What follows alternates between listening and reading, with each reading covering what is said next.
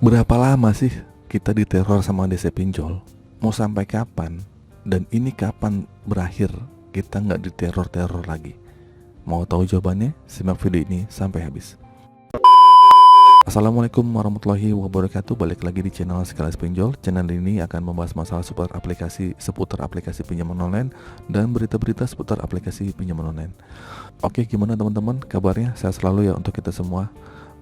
Saya doakan untuk kalian diberi kemudahan dan kelancaran dan bisa melunasi hutang-hutangnya. Oke, gagal bayar pinjol resmi yang terdaftar di OJK, resikonya itu tentu ada di lapangannya dan masuk slik OJK.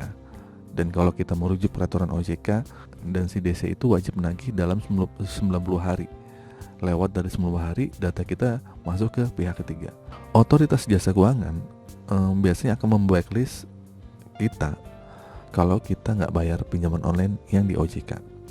Yang blacklist itu bisa daftar kita masuk BI checking atau slik OJK. Dan akibatnya kalau kita udah di blacklist atau masuk ke slik OJK, yang pasti pertama ya kita nggak bisa melakukan kredit pinjaman di bank atau di leasing sebagainya. Tetapi selalu ada cara lain untuk lolos BI checking atau blacklist OJK. Karena masih banyak ya kredit yang bisa memberikan pinjaman walaupun data kita sudah masuk BI checking atau masuk ke slik OJK. Ada juga gitu. Beberapa pengalaman dari temen ya, dia tuh gagal bayar di pinjaman online beberapa, tapi dia bisa mengajukan di Adira. Saya nggak tahu ya kenapa itu bisa terjadi. Karena nilai buruk skor kredit kita di OJK masih dikatakan ada kategorinya, mungkin ada tahapannya, tahap 1 berapa, tahap call 1, call 2 dan 3 dan terakhir call 5. Jadi tergantung kita bisa mengurus pengajuan kredit kita selanjutnya gitu. Yang kedua, apakah permasalahan telat bayar di pinjaman online cukup sampai sini gitu kan. Nah, permasalahan telat bayar pinjaman online nggak cukup sampai sini karena pihak DC tidak akan merasa puas sampai data kita masuk slik OJK.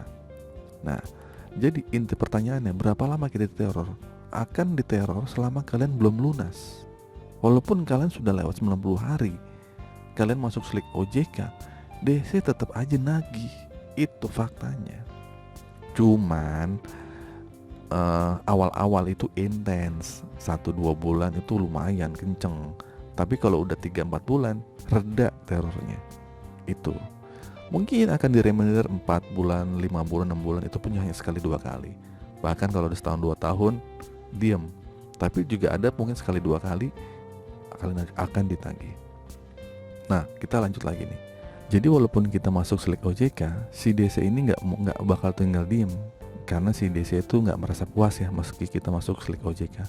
Mereka akan terus menagih kita nih dengan berbagai ancaman cara agar kita tetap melunasi tagihannya di pinjol tersebut.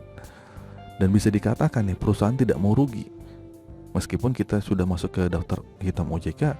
Dan parahnya lagi ada pihak debt collector yang sampai menelpon ke kontak-kontak langganan yang sudah pernah dikirimi barang di luar konder lah gitu. Kalian ada juga yang melalui sebaran data gitu kan, masuk ke nyelonong ke media sosial, nomor telepon kita random ditelepon sama DC gitu. Pokoknya gimana caranya DC itu bisa menagih kalian dan kalian tuh takut dan kalian bayar.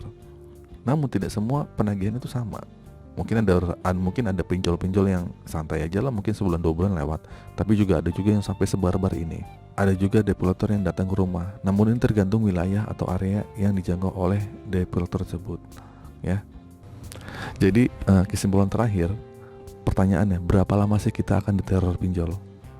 Secara umum, secara data, biasanya hanya 1-2-3 bulan itu kalian akan diteror. 1-2 hari itu kenceng banget kalian akan disemam. 3-4 hari dan sebagainya, sebulan bahkan itu akan diteror secara kenceng banget. Tapi akan reda di bulan ketiga walaupun data kamu sudah masuk ke pihak ketiga.